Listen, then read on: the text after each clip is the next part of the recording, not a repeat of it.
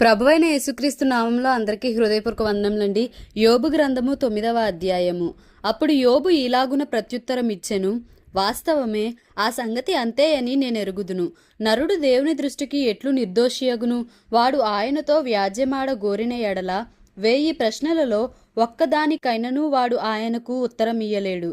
ఆయన మహావివేకి, అధిక బల సంపన్నుడు. ఆయనతో పోరాడ తెగించి హాని నొందనివాడెవడు?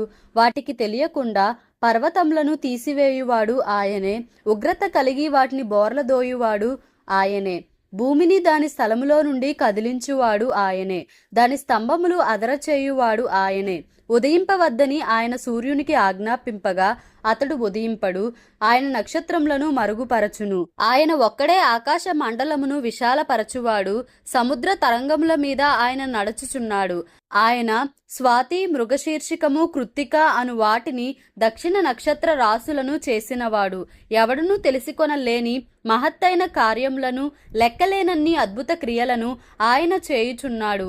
ఇదిగో, ఆయన నా సమీపముగా గడచిపోవుచున్నాడు గాని నేనాయనను కనుగొనలేను. నా చేరువను పోవుచున్నాడు గాని ఆయన నాకు కనబడడు. ఆయన పట్టుకొని పోగా ఆయనను అడ్డగింపగలవాడెవడు? నీవేమి చేయుచున్నావని ఆయనను అడుగ తగినవాడెవడు? దేవుని కోపము చల్లారదు. రాహాబు సహాయులు ఆయనకు లోబడుదురు. కావున ఆయనకు ప్రత్యుత్తరం ఇచ్చుటకు నేనెంతటి వాడను? ఆయనతో వాదించుచు సరియైన మాటలు పలుకుటకు నేనేపాటి వాడను? నేను నిర్దోషినయుండినను ఆయనకు ప్రత్యుత్తరము చెప్పజాలను. న్యాయకర్తయని నేనాయనను బతిమాలు కొనదగును. నేను మొర్ర పెట్టినప్పుడు ఆయన నాకు ఉత్తరం ఇచ్చినను ఆయన నా మాట ఆలకించినని నేను నమ్మజాలను. ఆయన ఆలకింపక పెనుగాలి చేత నన్ను నలుగగొట్టుచున్నాడు. నిర్నిమిత్తముగా నా గాయములను విస్తరింపజేయుచున్నాడు. ఆయన నన్ను ఊపిరి తీయనీయడు. చేదైన వాటిని నాకు తినిపించును. బలవంతుల శక్తిని గూర్చి వాదము కలుగగా నేనేయున్నానని ఆయన యనును. న్యాయ విధిని గూర్చి వాదము కలుగగా ప్రతివాదిగా నుండ తెగించువాడెవడని ఆయన యనును. నా వ్యాజ్యము న్యాయమైనను నా మాటలు నా మీద నేరము మోపును. నేను యథార్థవంతుడనైనను దోషి అని ఆయన నన్ను నిరూపించును. నేను యథార్థవంతుడనైనను నా యందు నాకిష్టము లేదు. నేను నా ప్రాణము తృణీకరించుచున్నాను. ఏమి చేసినను ఒక్కటే. కావున యథార్థవంతులనేమి దుష్టులనేమి భేదము లేకుండా ఆయన అందరినీ నశింపచేయుచున్నాడని నేను వాదించుచున్నాను. సమూల ధ్వంసము ఆకస్మికముగా కలిగి నాశనము చేయగా నిర్దోషుల ఆపదను చూచి ఆయన హాస్యము చేయును. భూమి దుష్టుల చేతికి అప్పగింపబడి ఉన్నది. వారి న్యాయాధిపతులు మంచి చెడ్డలు గుర్తింపలేకుండా ఆయన చేయును. ఆయన గాక ఇవి అన్నీయు జరిగించువాడు మరి ఎవడు? పరుగు మీద పోవువానికంటే నా దినములు త్వరగా గతించుచున్నవి. క్షేమము లేకయే అవి గతించిపోవుచున్నవి. రెల్లు పడవలు దాటిపోవునట్లు అవి జరిగిపోవును. ఎర మీదికి విసురున దిగు పక్షిరాజు వలె అవి త్వరపడిపోవును. నా శ్రమను మరిచిపోయేదననియు దుఃఖముకుడనై ఉండుట మాని సంతోషముగా నుండెదననియు నేను అనుకొంటినా నా సమస్త బాధలకు భయపడి వణుకుచున్నాను. నీవు నన్ను నిర్దోషినిగా ఎంచవను సంగతి నేను నిశ్చయముగా ఎరిగియున్నాను. నన్ను దోషినిగా ఎంచవలసి వచ్చెను గదా. కాబట్టి నాకు ఈ వ్యర్థ ప్రయాసమేలా? నేను హిమముతో నన్ను కడుగు కొనినను, సబ్బుతో నా చేతులు కడుగు కొనినను నీవు నన్ను గోతిలో ముంచెదవు. అప్పుడు నేను నా స్వంత వస్త్రములకే అసహ్యుడనగుదును. ఆయన నావలే నరుడు కాడు. నేను ఆయనతో వ్యాజ్యమాడజాలను. మేము కలిసి న్యాయ విమర్శకు పోలేము. మా ఇద్దరి మీద చెయ్యి ఉంచదగిన మధ్యవర్తి మాకు లేడు. ఆయన తన దండమును నా మీద నుండి తీసివేయవలెను. నేను భ్రమసిపోకుండా ఆయన తన భయంకర మహాత్యమును నాకు కనపరచుకుండవలెను. అప్పుడు ఆయనకు భయపడక నేను మాటలాడెదను. ఏలయనగా నేను అట్టి వాడను కానను కొనుచున్నాను. యోబు గ్రంథము 10వ అధ్యాయము. నా బ్రతుకునందు నాకు విసుగు పుట్టినది. నేను అడ్డు లేకుండా అంగలార్చెదను. నా మనోవ్యాకులము కొలది నేను పలికెదను. నా మీద నేరము మోపకుండుము. నీవేళ నాతో వ్యాజ్యమాడుచున్నావో నాకు తెలియజేయుమని నేను దేవునితో చెప్పెదను. దౌర్జన్యము చేయుట నీకు సంతోషమా? దుష్టుల ఆలోచన మీద దయాదృష్టి ఉంచుట సంతోషమా? నీ హస్తకృత్యములను తృణీకరించుట నీకు సంతోషమా? నీ నేత్రములు నరుల నేత్రముల వంటివా? నరులు ఆలోచించున్నట్లు నీవు ఆలోచించువాడవా? నీ జీవితకాలము నరుల జీవితకాలము వంటిదా? నీ ఆయుష్కాల సంవత్సరములు నరుల దినముల వంటివా?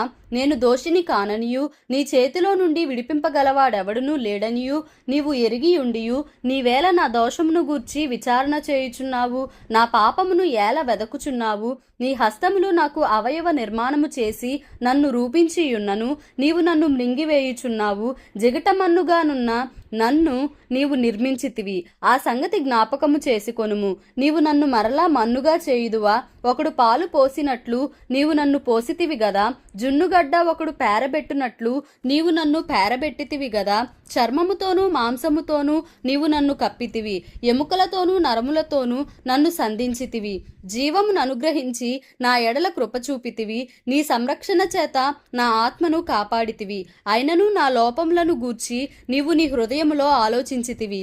ఈ అభిప్రాయము నీకుండెనని నేనెరుగుదును. నేను పాపము చేసిన ఎడల నీవు దాని కనిపెట్టుదువు. నా దోషమునకు పరిహారము చేయకుందువు. నేను దోషకృత్యములు చేసిన ఎడల నాకు బాధ కలుగును. నేను నిర్దోషినయుండినను అతిశయపడను. అవమానముతో నిండుకొని నాకు కలిగిన బాధను తలంచుకొనుచుండెదను. నేను సంతోషించిన ఎడల ఎడతెగక నీ ఆశ్చర్యమైన బలమును నీవు నా మీద చూపుదువు. సింహము వేటాడునట్లు నీవు నన్ను వేటాడుచుందువు. ఎడతెగక నా మీదికి క్రొత్త సాక్షులను పిలిచెదవు. ఎడతెగక నా మీద నీ ఉగ్రతను పెంచెదవు. ఎడతెగక సమూహము వెనుక సమూహమును నా మీదికి రాజేసెదవు. గర్భములో నుండి నీవు నన్నేల వెలికి రప్పించితివి. అప్పుడే ఎవరునూ నన్ను చూడకుండా నేను ప్రాణము విడిచియుండిన ఎడల మేలు. అప్పుడు నేను లేనట్లే యుండియుందును. గర్భములో నుండి సమాధికి కొనిపోబడి యుందును. నా దినములు కొంచెమే గదా. తిరిగి వెలుపలికి రాజాలని దేశమునకు, అంధకారము మరణాంధకారము గల దేశమునకు, కటిక చీకటి అయి గాఢాంధకారమయమైన దేశమునకు, భ్రమ పుట్టించు మరణాంధకార దేశమునకు, వెలుగై చీకటిగా గల దేశమునకు నేను వెళ్ళక ముందు కొంతసేపు నేను తెప్పరిల్లునట్లు నన్ను విడిచి నా జోలికి రాకుండుము. యోబు గ్రంథము 11వ అధ్యాయము. అప్పుడు నయమాతీయుడైన జోఫరు ఈలాగున ప్రత్యుత్తరమిచ్చెను. ప్రవాహముగా బయలువెళ్ళు మాటలకు ప్రత్యుత్తరము చెప్పవలెను గదా. వదరుబోతు వ్యాజ్యము న్యాయమని ఎంచదగునా? నీ ప్రగల్భములను విని మనుషులు మౌనముగా నుండవలెనా? ఎవడునూ నిన్ను అపహసింపకుండనే నీవు హాస్యము చేయుదువా?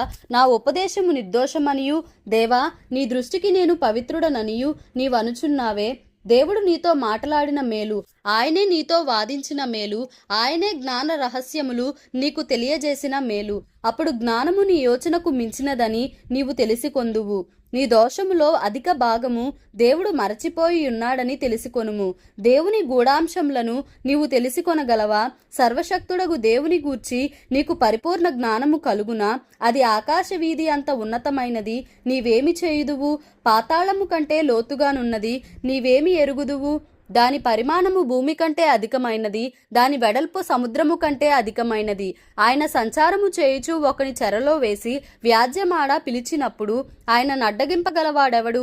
పనికిమాలిన వారెవరో ఆయనే ఎరుగును గదా. పరిశీలన చేయకయే పాపము ఎక్కడ జరుగుచున్నదో ఆయనే తెలిసికొనును గదా. అయితే అడవి గాడిద పిల్ల నరుడై పుట్టిన నాటికి గాని బుద్ధిహీనుడు వివేకి కాడు. నీవు నీ మనస్సును తిన్నగా నిలిపిన ఎడల, నీ చేతులు ఆయన వైపు చాపిన ఎడల, పాపము నీ చేతిలో నుండుట చూచి నీవు దాని విడిచిన ఎడల, నీ గుడారములలో నుండి దుర్మార్గతను నీవు కొట్టివేసిన ఎడల, నిశ్చయముగా నిర్దోషివై నీవు సంతోషించెదవు. నిర్భయుడవై నీవు స్థిరపడియుందువు. నిశ్చయముగా నీ దుర్దశను నీవు మరచెదవు. దాటిపోయిన పారు నీటిని జ్ఞాపకము చేసుకొనున్నట్లు నీవు దానిని జ్ఞాపకము చేసుకొనెదవు. అప్పుడు నీ బ్రతుకు మధ్యాహ్నకాల తేజస్సు కంటే అధికముగా ప్రకాశించును. చీకటి కమ్మినను అది అరుణోదయము వలె కాంతిగా నుండును. నమ్మకమునకు ఆస్పదము కలుగును గనుక నీవు ధైర్యముగా ఉందువు. నీ ఇంటిని నీవు పరిశోధించి సురక్షితముగా పండుకొందువు. ఎవరి భయము లేకుండా నీవు పండుకొందువు. అనేకులు నీతో విన్నపములు చేసెదరు. దుష్టుల కనుచూపు క్షీణించిపోవును, వారికి ఆశ్రయమేమియూ ఉండదు. ప్రాణము ఎప్పుడు విడిచెదమా అని వారు ఎదురు చూచుచుందురు. దేవుడి పరిశుద్ధ వాక్యమును మన వినికిడిలో దీవించి ఆశీర్వదించునుగాక. Amen. Please like, share and subscribe for more videos.